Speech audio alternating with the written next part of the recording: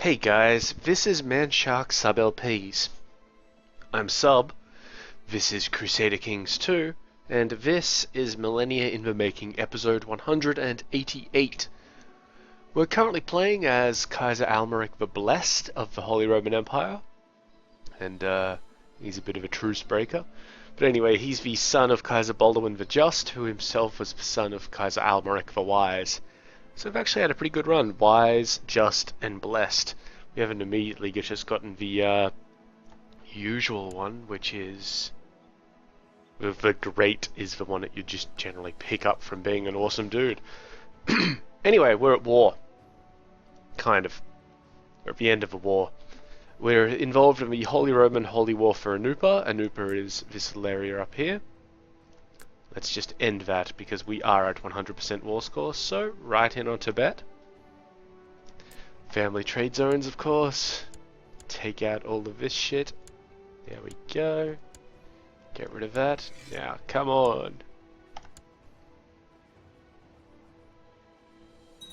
There we go. Didn't even have any sort of... excuse me. Ugh.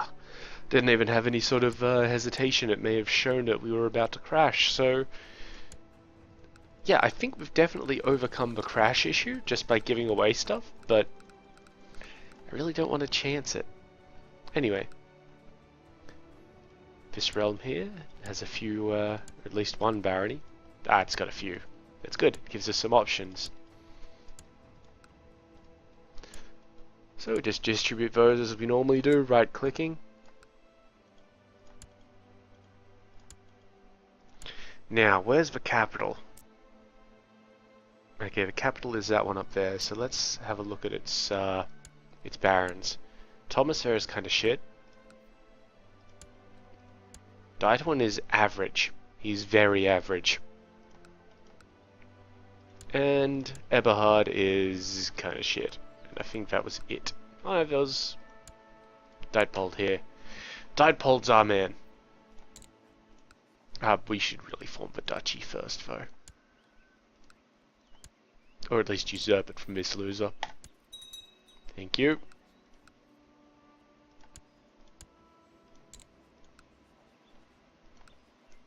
The Duchy of Anupa. Need to be careful there that you don't accidentally give away the Duchy of Austria. That would be a huge problem for us. Anyway, that means that we now have yet another truce. We'll only ever have truces with two people. We've got the truce with Samrat Yachamanandu the Great, that's a Varataram Empire down here. He is presumably not going to be killable. Where is he? Like, where's his stuff? Alright, right there. Excellent. Yeah, he is not killable, but he's getting on in age a bit, so that's a good thing. The next war that we go to for him will probably be taking Vidarbha there. Just for remnants of Maharashtra. I don't know why they didn't get that. Either that or that little bit of Orissa. The Duchy of Dandakaranka. Alright. Good. Oh, and up here, this truce here will be running out in about 5 years, I believe. Yep, 5 years, or, you know, if we could get it sooner. No, we have a terrible plot power against him. But basically, we'd be taking one of these two duchies off him and just being all like, yeah, you're done. That being said, he should only need that one army to manage him up there. The rest of these armies I will just give commanders to if they need them. Excuse me. Is that one there? Yep. And just move them out. Just so that they don't take attrition or sit in enemy lands or anything weird like that. Let's send him up through the enemy lands though, because... I don't know, we've got plenty of time. Let's send him around like that. Perfect. He could really use some commanders though. Alright, that one. What was that one? I thought I saw one. Yep, there he is. Yeah, he's maimed, but I don't care. Right, so that's for war taken care of. We've got a couple of places we could usurp and give out. Can we actually do that? We can do it for that one, and we can do it for that one. Okay, we're going to do that for both titles. Oop, now it won't let us usurp the next one.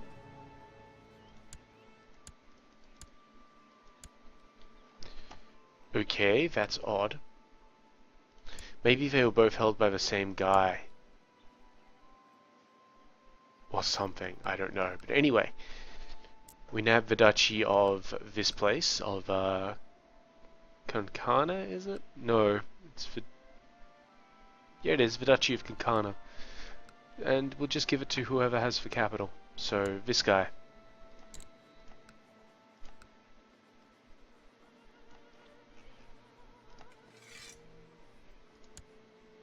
Sorted.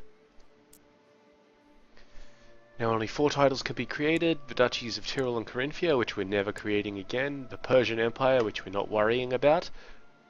Due to input from my good commentator there, Sir Mount, I've decided not to proceed with occupying Persia.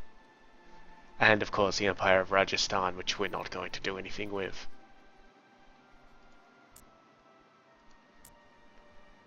If you couldn't, like... Yeah, see, if you had the whole, you know, if you didn't have the whole cannot usurp the sole primary title off a ruler of another religion who still holds land within it, we could probably grab the Bengal Empire, but we're not doing that.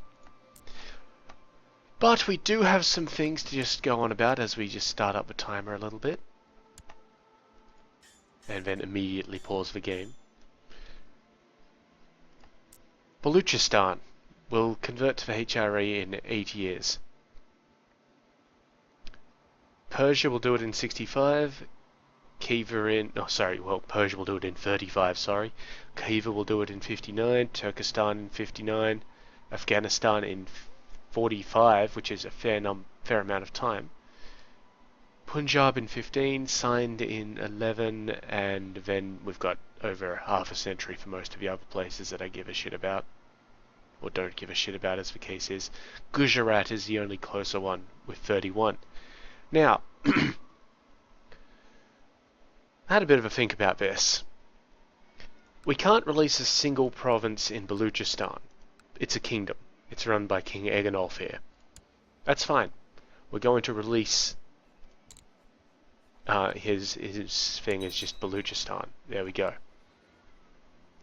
Now it says that we have the potential to lose this guy's holdings. So let's just see what this guy has. That bit over there, and that will go to this guy, who is currently, I don't know, heir to the county of Sijan or something. I'm not sure why it's given us that warning. But that guy is kind of stressed, so maybe we should make the claim on that province and then just get it. Now, that stopped Baluchistan from coming into, you know, the HRE proper. I'm not too worried about Afghanistan, but what about Punjab and Sindh? Well, we're just going to release single duchies, basically.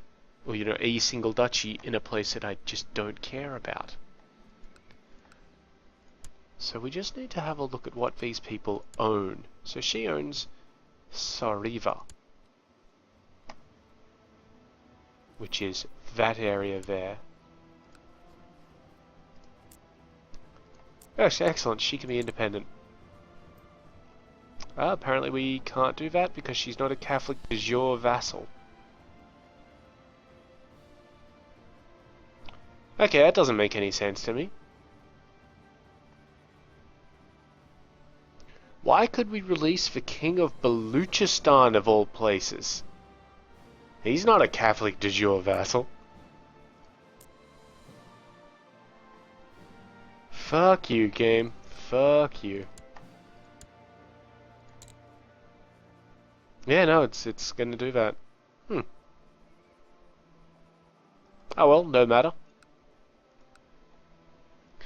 I guess when the time comes, we will actually have to release Punjab and Sindh. That's irritating. Majority of population of Puri converted. Where was my guy? Kalpi. Yeah. Nope. Faction still doing their factioning thing. Where's independence? 24%, and part of that is the Pope.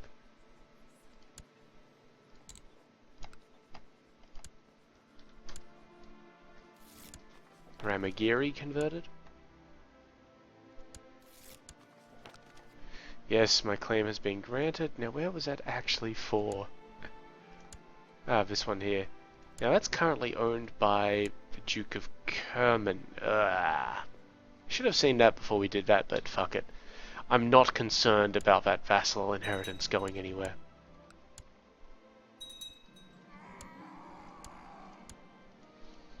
But what I am concerned about is that it's going to be almost impossible to deal with these people.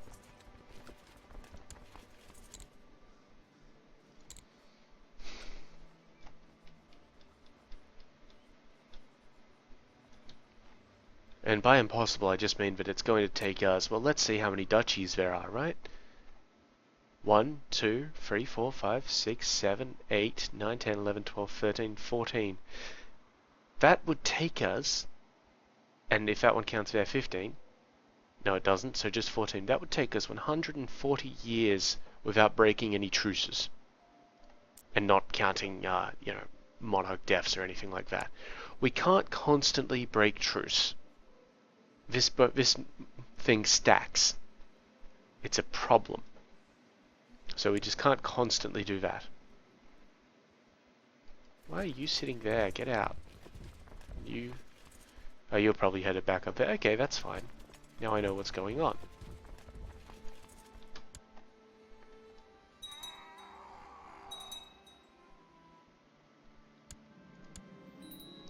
Well, we've got a peasant revolt at least, so that'll do something for us. Where are they?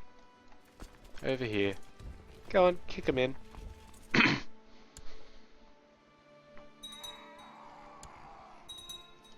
Now, can we actually release these provinces? No, because they're holdings of the Duke of Messian as well. Well, that's an issue. I mean, we could revoke that guy's one title. I just don't give too much of a shit about Essex and Middlesex, to be honest. I mean, I apologise for anybody who comes from there, and Sir Mount, I know that you're pretty dead set keen on seeing Britain ruled by a female monarch of some fashion, but yeah, it's just not really happening.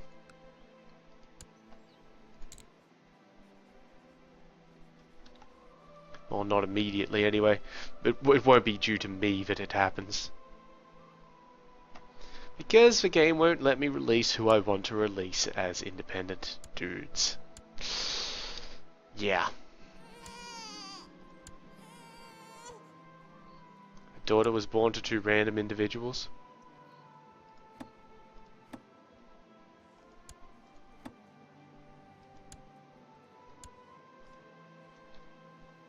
Presumably because I'm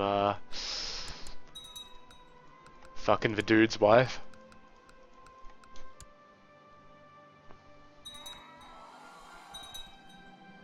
And another peasant revolt. Just up the road a little bit, that's fine.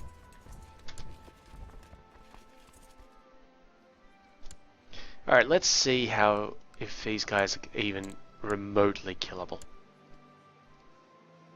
So we got 25%, that's just a big no on that. There was one guy willing to join in. Not willing to join in, one guy as an option, and it was like, nope. Now we only have 19.2% here, but we also have one person willing to get paid some gold, and they're a lunatic already, so, and apparently we have 6%. Shame that. So the other option we have is to pay money.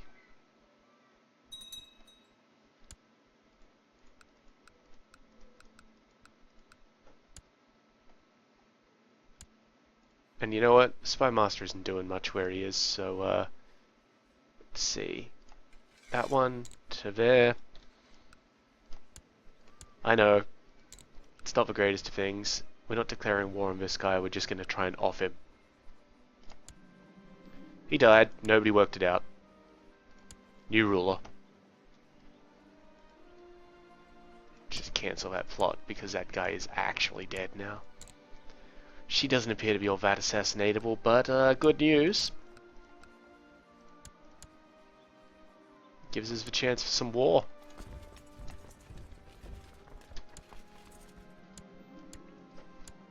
Now see, that use of the assassinate button isn't quite what people are decrying.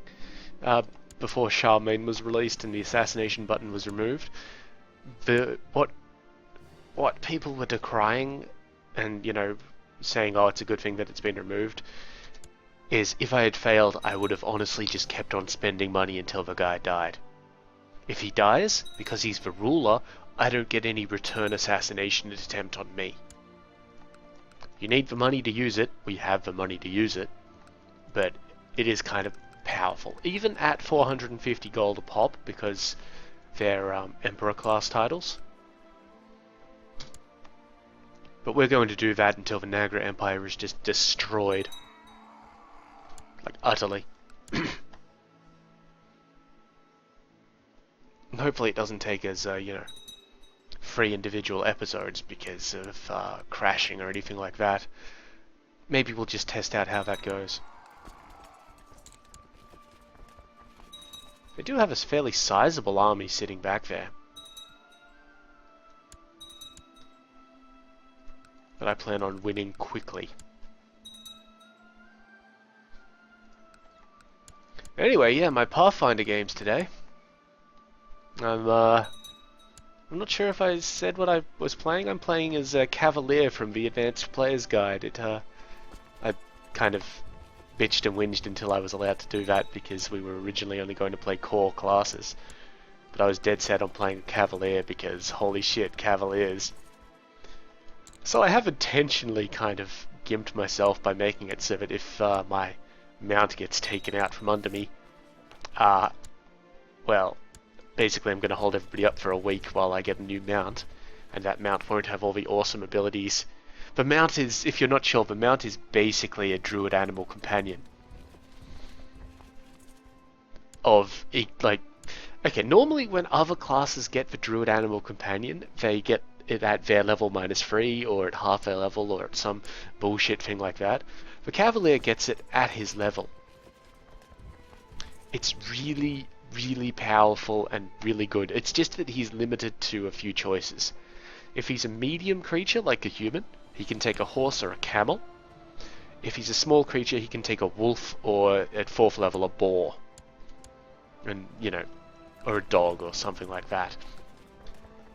I went for a camel. I've actually got this concept of basically a full plate armor Arabian knight, which is completely anachronistic and against all history and all that sort of stuff, but he wears mithril. So, yes, the brilliant shining sun of the sands and all that sort of thing. I'm really pleased with it. So no doubt it will die in maybe the first session today. Oh, there's our New Year's lag. There we go, fixed that up. This guy is going to evade us. These guys are actually moving very fast. It's kind of irritating. But yes, no doubt. Oh, he's going to come at us. Over a river and all that. Apparently there's no river crossing between these two places. Really? Well, there's our fight. I'm not going to bother reinforcing because I'm pretty sure we've won that. Ah, yes. Okay, now if you remember 2 episodes ago, we had our miniature wargaming painting. So, here's the culmination of this event. You have learned of other enthusiasts in Oberbayern who share your interest in miniature armies and pitting them against each other in glorious battle. They will soon be holding a tournament to establish once and for all who the greatest general is. Perhaps you should grace them with your presence. So we've got no, we have no time to waste on silly games, or yes, my armies will crush all opposition. We will seek out these kindred spirits. Yeah, this is gonna be great. Okay, we've won that rebellion, so this army can head on back down to Tortosa, or whatever. How's the battle up here? It's not a guaranteed victory, but yeah, it kind of is now. You make your way to the small hovel where the gaming enthusiasts have gathered. Your bodyguards kick open the shack's ramshackle door and announce your presence to the bewildered peasant teenagers inside. They are already sitting around a table in the midst of a battle with their own painted little armies. Right then, who will face me first? And we have a 50-50 shot of winning.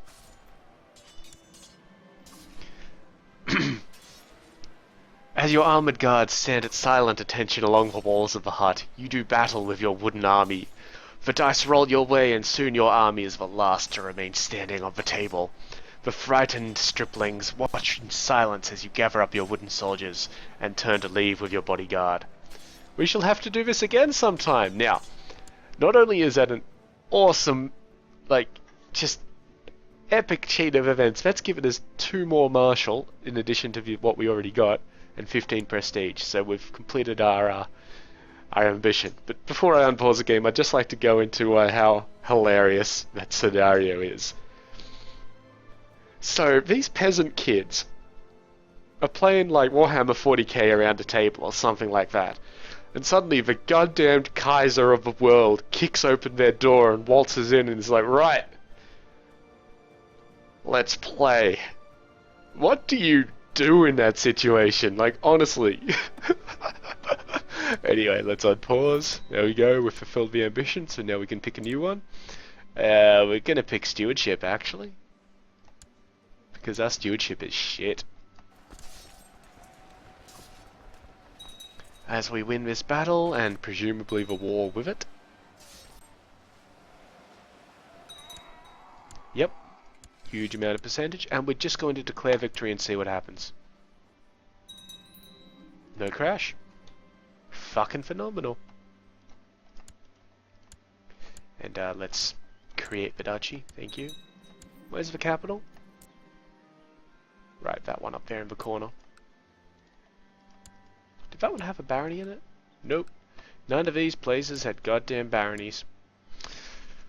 Ugh. Yeah, let's just make a theocracy.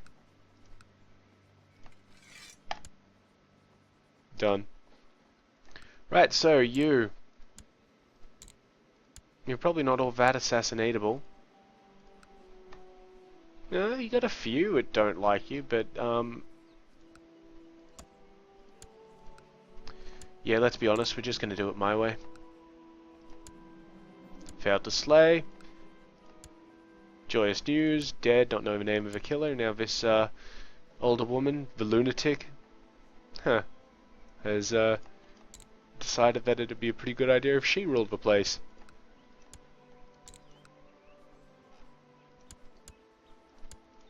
Oh, that is a pretty cool story, but yeah, it's time for a war.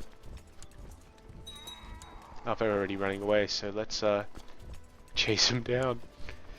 See, that's a fairly dodgy use of the assassinate button. Oh my god, these guys! Stop it! Just... ugh. We also got to get rid of all of these. But basically today we're just going to eliminate the Nagra Empire from being a thing. 10 years before signed. We can release signed now. It's more Punjab, which will be annoying because it comes in 4 years after. But we won't. So today, yes, we're going to eliminate the Nagra Empire. And then maybe next episode we'll have a look at destroying the Ratans in a similar fashion. We captured this guy. He's pretty good at what he does, so let's just execute him. He was a mercenary leader. We're already at 68%. Why? Oh, we hold somebody prisoner. Was that the guy we just executed? Bava Shankari. Oh, the actual heir. We must have held her prisoner from something else and just through the assassination lines, now that she's the heir, that because we hold her, we immediately have 50% war score. She's probably quite ransomable. No. Wait, no, that was the wrong one. 110, come on. I mean, if we really wanted to, we could mess with the succession a little bit more, but what we're going to do is just win the war. These places all have such huge amounts of troops. So we'll just sit there for a bit. If they raise up troops, they'll be raising them in their capital, which is completely locked off because I'm besieging the place directly south of it, and you can't move through. You can't move through the black areas. Come on, are we moving in there? Just move in there, guys. This time we've caught them. Thank you. See, that wasn't so hard, was it? That's what she said. Right, you come on down here.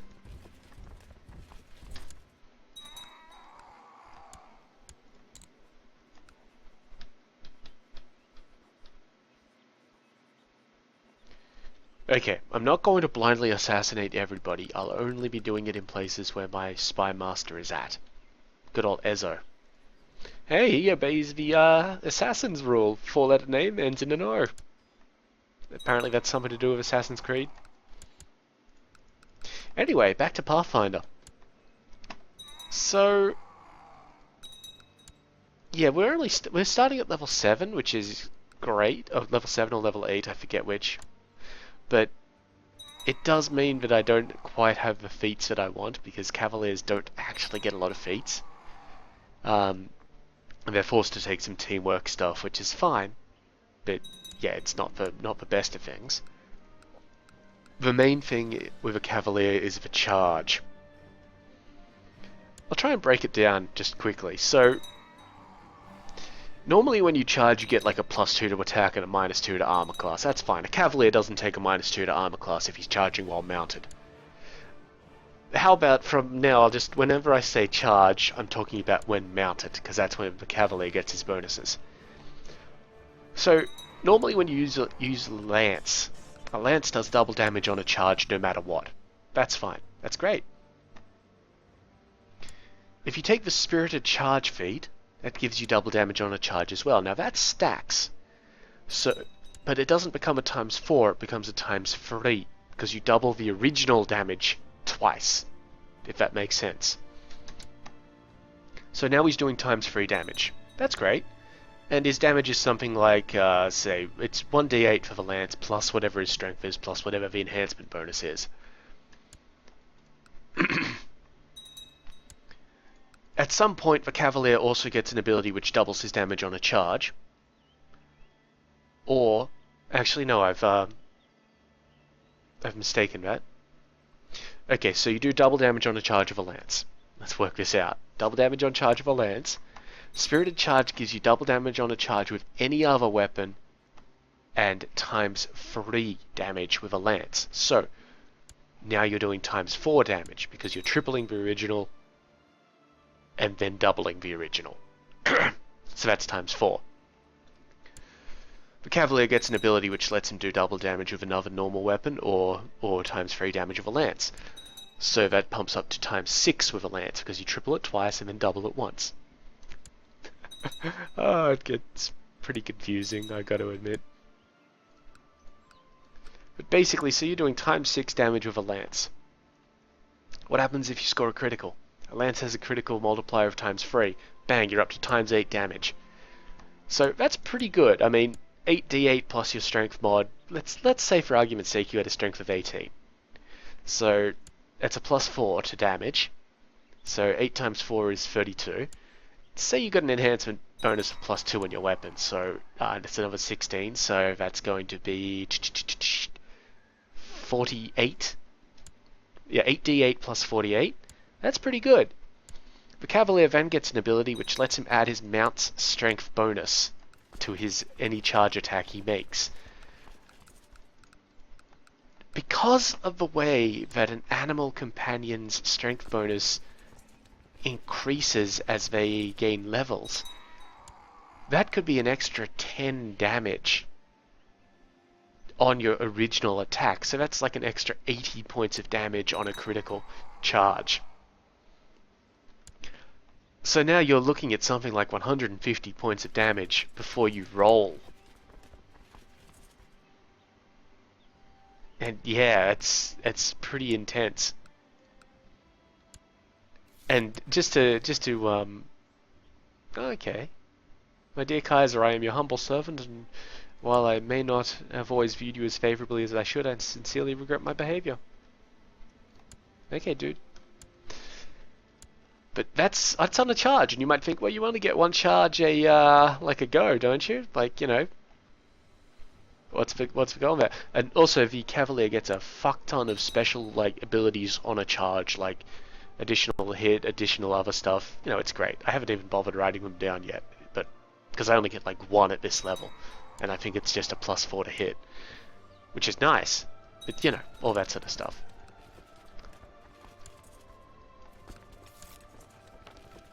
Oh, my liege has found that a local noble,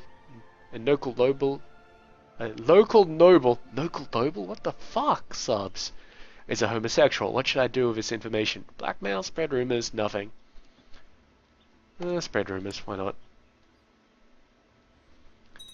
It's a little odd that we got that up there.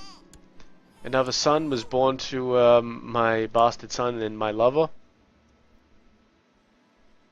Yeah, they're totally my kids. Anyway. So you might be thinking, but a charge, you only get one charge. That's where ride by attack comes in handy. Ride by attack means that you can charge your mount's movement, so 50 meters, or 50 feet, or what 50 feet it is, because Americans. 50 feet charge, 50 foot charge, hit the guy. I don't even have to get next to the guy because the lance has a reach of 10. Right? Not a problem. Church infrastructure in Nidabayan increased. So you charge in, you hit the guy, and Aquilia as well. You charge in, hit the guy, and then what ride by attack lets you do is immediately make another 50 foot move away from that guy in a straight line, without taking any attacks or anything like that. So then you wheel the fuck around and come back next to it. Like, it's great. It's just fantastic. I can't get over how awesome it is combined with the. I didn't take Spirited Charge yet because I've been warned that my mount may get shot out from underneath me, but fortunately the Cavalier has a bunch of other abilities like a banner that he wears and the teamwork stuff, and also I've given a guy a scimitar, and scimitars are awesome. But yeah, it's in an optimal situation, the Cavalier just fucking annihilates whatever it charges. It's beautiful.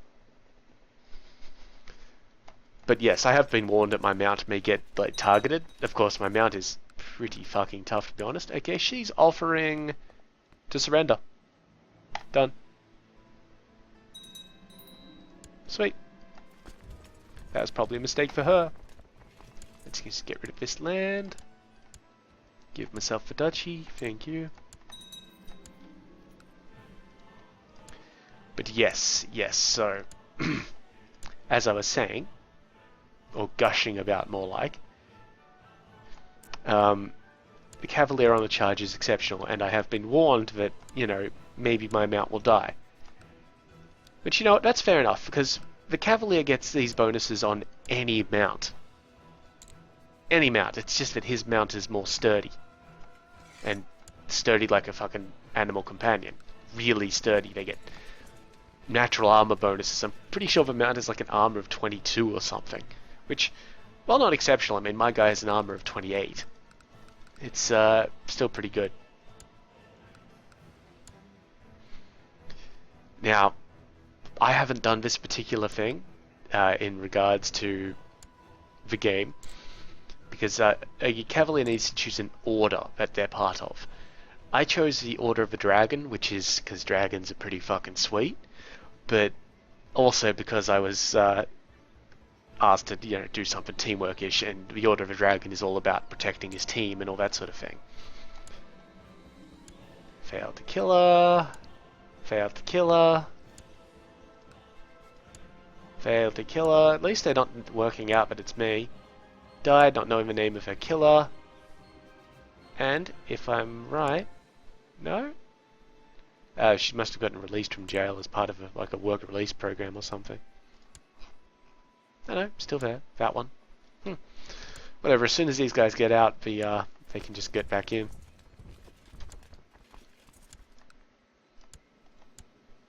You. Yeah. You knew it was coming. Anyway. If I had my full choice of orders, and this next order was specifically barred from me, the Order of the Cockatrice was going to be what it was going to be. Because the Order of the Cockatrice is all about personal glory and just being awesome for yourself. And Cavaliers have a kind of a paladin code, but it's more of just a set of rules that they kind of guide themselves by. They don't have to be lawful good or any of that bullshit. Like the Order of a Dragon dude just needs to sort of look out for his team and further the goals of the team and all that sort of thing. The Order of a Cockatrice guy must just further his own goals and fuck everyone else sort of thing. But in the later levels, the Order of a Cockatrice guy gets the ability to, for one round, just declare himself awesome.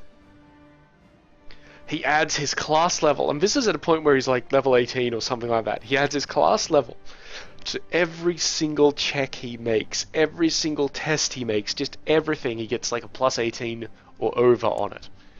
It's fucking insane. He only gets to use it once a day, and it's only for one round. But the thing is, it's not quite clear on when exactly you're limited to use it in.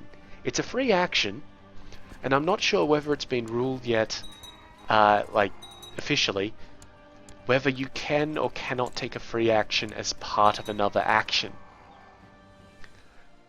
And honestly, obviously, if you roll the dice and it comes up shit, you can't just declare yourself awesome and get a huge bonus on it. That's not how it works.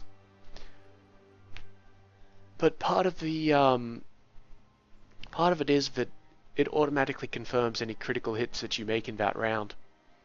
So if you charge in a roll of 20, and you're able to take a free action, say your DM's a little bit on the convincible side, and you're able to take that free action, then just you've just disintegrated some guy. Like, what the fuck? But I actually kind of like, okay, if this guy wants to join the Knights Hospitaller, that's fine. You're a bastard anyway. And all of your children are mine. But yeah, so the Knight of the Cockatrice is kind of, it's one of my favorite sort of things, and kind of because it reminds me of the Galactic Partridges from TG's 40k Fanon. If you don't know about the Galactic Partridges, go ahead and Google them on 1D4chan. They're just the best Space Marine chapter ever. The most honourable one as well. Yeah, so we've already won this actually. She's just sent us a surrender message. There we go. They no longer exist. That was a really quick war. Because she hired a bunch of mercenaries right on top of me and just lost every one of them. So that's the Nagra Empire dead. Oh, excuse me, I actually wanted to click on that.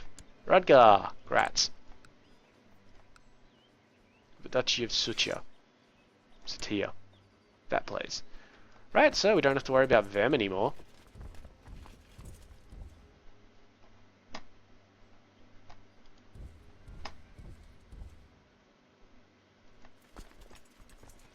Gonna let them walk out of that province before I move the other guys around. Duke Theodoric II has arrested an armed man with ragged armor and a spotty horse. He says the man claims to be a hedge knight. but he clearly does not believe that statement. Okay, so Duke Theodoric is my marshal. He adores me, so I'm not going to have to worry too much about it. Let's just lose with 5 prestige, that's fine. I believe hedge knights were basically roaming knights who didn't have like a fief or a liege of their own. Oh, somebody's declared war on somebody.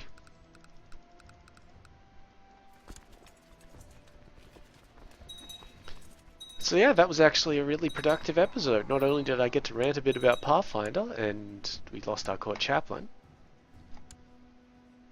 Yeah, where to put him? Where to put him?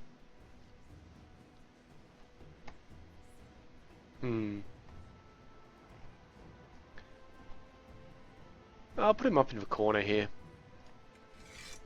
Why not? Getting some nice Catholic spread on. Coming soon to a supermarket near you. Catholic spread. Part of a balanced morning breakfast. As opposed to an afternoon breakfast. Okay, they're going to move out. That's good. Right, so that was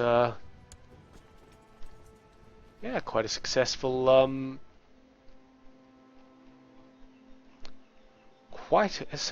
episode. We've still got a fair, like 20 minutes left in it. Oh, excellent. Another one of my favourite events. As you travel by carriage on a road in Oberbayern, you pass by what appears to be an old shuttered inn. The sight of it fills you with questions. What forced them to close down? Could you do a better job than the previous owners? Perhaps this would be a golden opportunity to improve your stewardship. It is settled, I will buy the inn. 50 gold. Yes, the Kaiser of everything has decided to try his hand at the hospitality industry. Yeah. Yeah. It's pretty much how it goes. Okay, I figured out something that we can do with Punjab and signed. We've got a guy we've got to have a guy somewhere in Multan. This guy here is beholden to the Duke of Lahore up there. He shouldn't be. I mean, no, actually, that's fair enough. He should be. Alright, then I'm just going to take this guy's province here. That one. Claim it. Thank you. We'll just see if this works. I kind of expect that it will. Just because I can't see any reason why this would not work. But yes, we're revoking that province from that dude.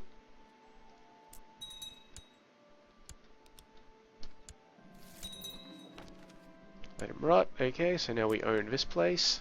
That's great. Let's just buy a keep there while we're at it. Now, I'm going to give it to the Duke of Bakar. That may sound weird. But I'm also going to grant the Duke of Bakar the Kingdom of Signed. When I find it.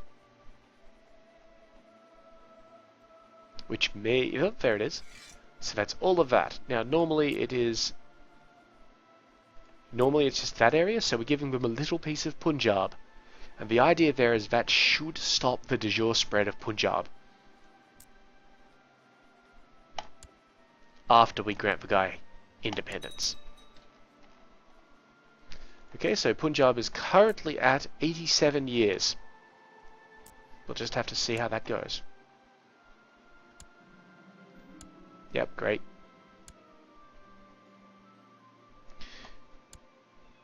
The vagrants in your new inn have been evicted, the holes in the roof have been patched, and the whole building has been thoroughly aired out to cleanse it of the most offensive odours.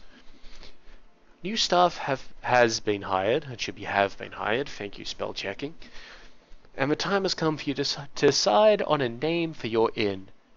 The Bottomless Tankard, the Mead Fountain, the Jester's Choice, or the Drunken Squire.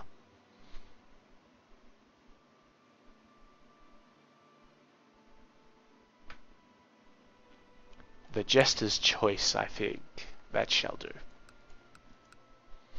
Getting a bit distracted. There's a cockatoo outside the window on the bird bath in the garden. Flapping around and basically being a cockatoo. Yeah, fuck big birds. I don't know if anybody is quite aware, like any of you are quite aware of how just goddamn big a cockatoo is. Okay, so now we could form the Bengal Empire, but we're not going to because I don't want to form these empires. Simple. I want India to be a mess of little kingdoms. I want it to look like that. Or, you know, whatever. I'm not going to particularly care too much about keeping their de jure lines intact. Things are very busy at your new inn, with everyone preparing for the grand opening night. Guests will be able to sample small turnips for free. But if you added a generous amount of salt to them, people might become more thirsty and mead sales would increase. It's like we're playing theme park. Okay, so there's our options, 10, 20, 30, or everything. I'm going to put in 20% salt. You don't want people to get a little bit outrageous about things. Part of stewardship is moderation.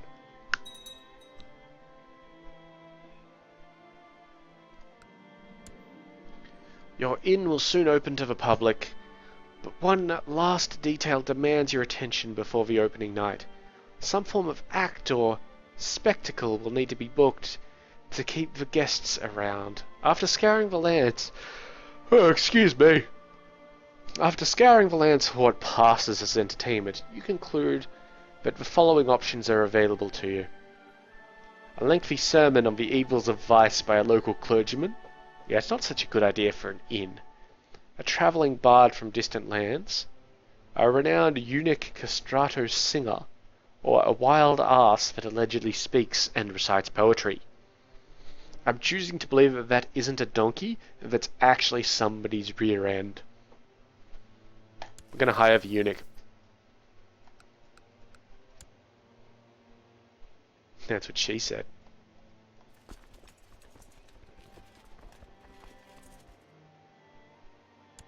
How are things going up in Britain? Britain looks to be going well. Are they still having a revolution? One of them. Oh, it looks like Murray declared war on them for some stupid reason. Seriously, guys? How are the trade zones going? Damietch is getting up again. Tangiers is getting up again. What's that? That's Skane. We may have to do something about Damietch, but I won't do it until we get rid of like these kingdoms over here. Plenty of time. Plenty of time. We've still got about 140 years left. Which is one reason why I've actually started, you know, punching onto this guy. This guy's decided to get some more stuff. This is a new guy. Don't have to randomly assassinate people. Right. So, we do have some de jure war claims.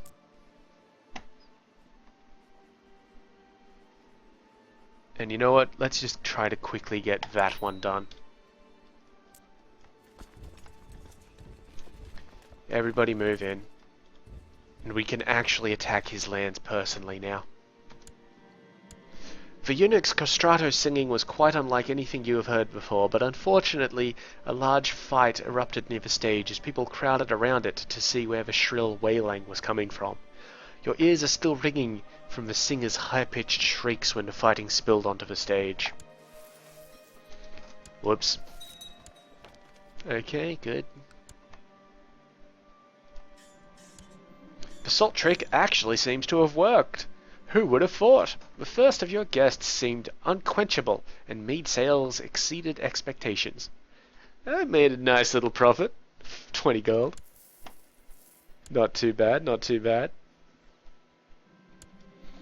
The opening night of your inn has concluded, and the time has come for you to move on from this venture and resume your other duties, like running the world.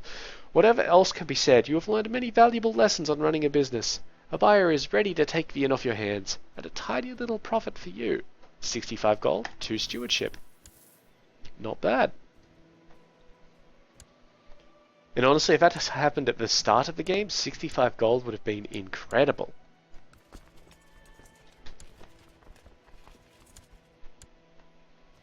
We do need to keep a little bit of an eye on this stuff, just because these guys are kind of assholes when it comes to just having dudes around.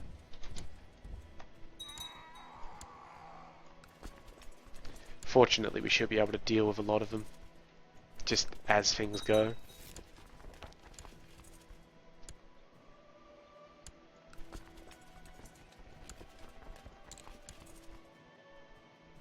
And because it's only a de jure war, not a holy war, I don't think he gets as much of an opinion boost against us as he otherwise would, so he won't be able to raise as many troops. Don't care. Good. Is that where that guy was, though? Where is he? He's in Condina. Okay, so we're at 17%. Try and end this one before the end of the episode, to be honest. So let's push.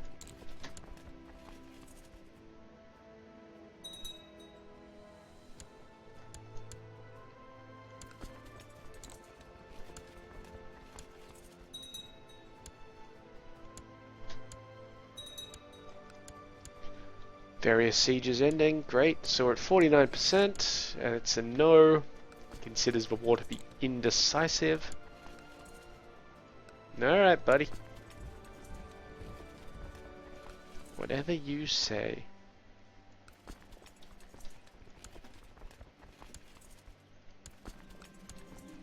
Peasant revolt in Lut, which is I don't know where. Ah, I'll avoid in there. Give him a leader, and off they go. Oh, it looks like Egypt took some land off Arabia. I'm not going to care too much about that. I mean, we're all attacking people and defending. The other kingdoms can do what they want, I just don't want their land. Okay, 58%. And we do hold the war goal now. There are 12,000 guys coming up at us, but maybe we can get this done before they actually get here. Maybe.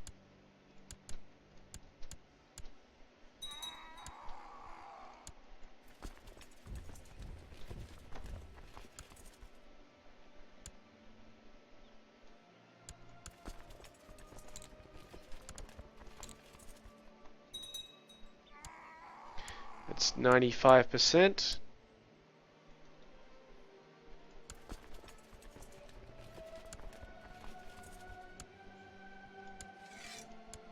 No? Okay, well, if I besiege this last one, that's definitely a win for me.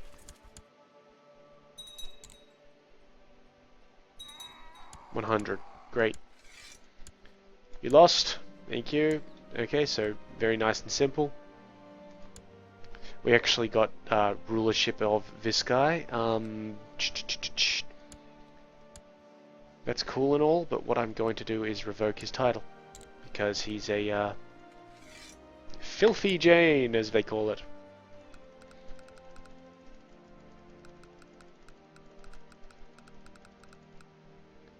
Okay, everybody, hop out.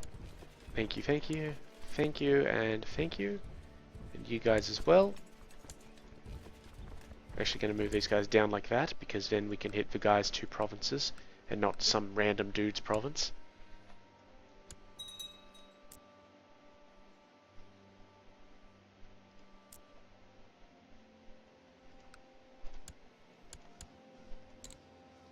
Not very murderable. Where is he located? In this one? Yep, okay, so that's where we're going to send our spy master. That was not our spy master, this one was. Whoops. It doesn't really matter. I know where this guy was sitting. And we're actually going to put him in that province there in Rajrapa, because that's a holy site for the Buddhists, or for one of those religions. Maybe all 3 of them. And that'll reduce their moral authority if they don't. Not only if they don't hold it, but if it's not of their religion. Good man. And now your little dude here should also lose that place. Thank you.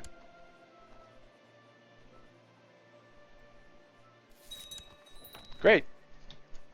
So now we assign that to somebody, and this should belong to this duke.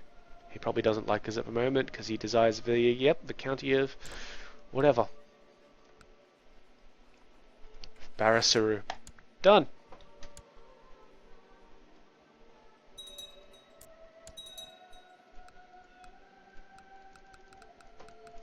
Technology is still coming along quite well. We are going to wait for noble customs there, just because it's better than we have other things, and we're just kind of looking at construction, I think. Rajrupa converted. That was really quick, and now you're sort of stuck there until September, dude. So, that's what you get for doing your job too well.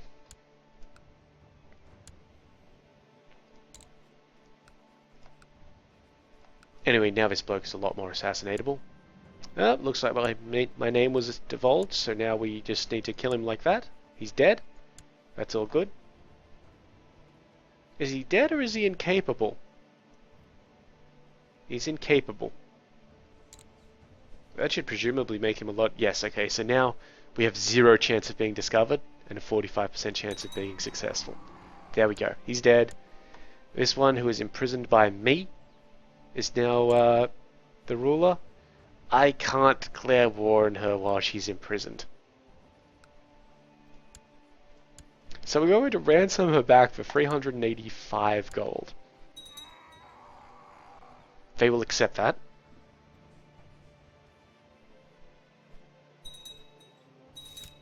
Done. And now we're going to declare war on her. And while we could do the de jure claims for those 2 places up there, I'm just going to do a holy war for Vidarbha instead. Just because that's, well, it's basically the same thing, just in one war.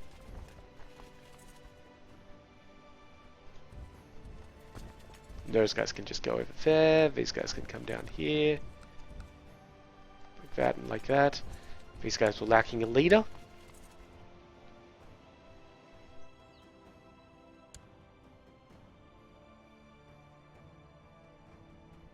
Oh, yep, my headphones actually shut off there for a moment, so my apologies. I didn't say anything important. I'm gonna have to work out why that's happening. It shouldn't be happening if they're in constant use. Anyway, hopefully that hasn't ballsed everything up. We are right at the end of an episode, by the way, so I'm going to try and make this very quick. It helps that we've pre-sieged some of these places.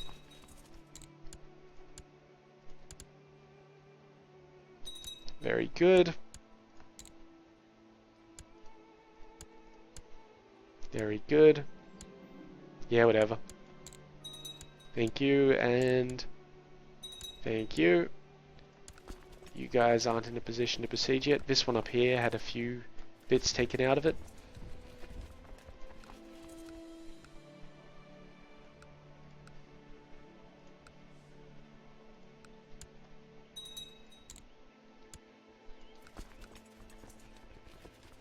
Unpause the game so that we can actually get moving.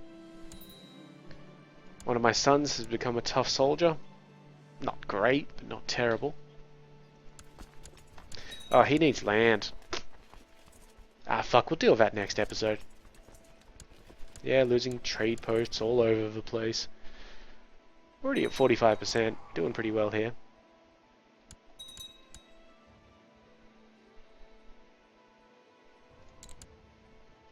%, and we'll just get some assaults on across the board. We already own 3 of the little places in there. Actually, yeah, we already own basically all of those 2 provinces except for the capitals. Like the, you know, actual county holdings. Okay, so this army is coming up at us. They are going to be moving across a river from Ida, yes, into plains. So I'm fairly confident that we can, well, take them.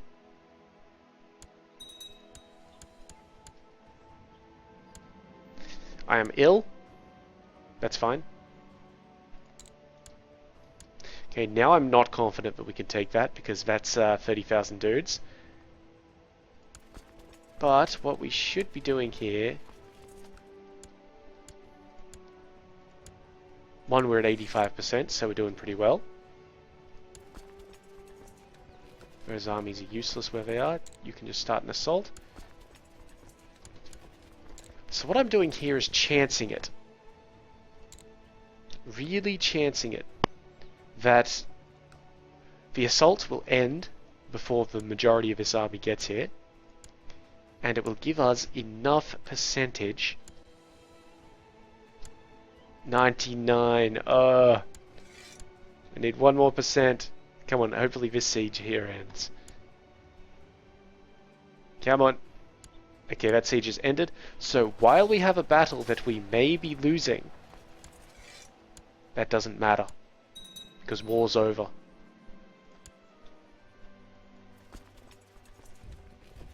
Nice and simple.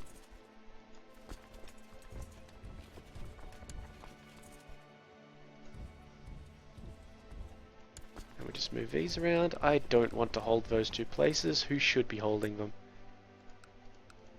We don't actually have a duke of that place.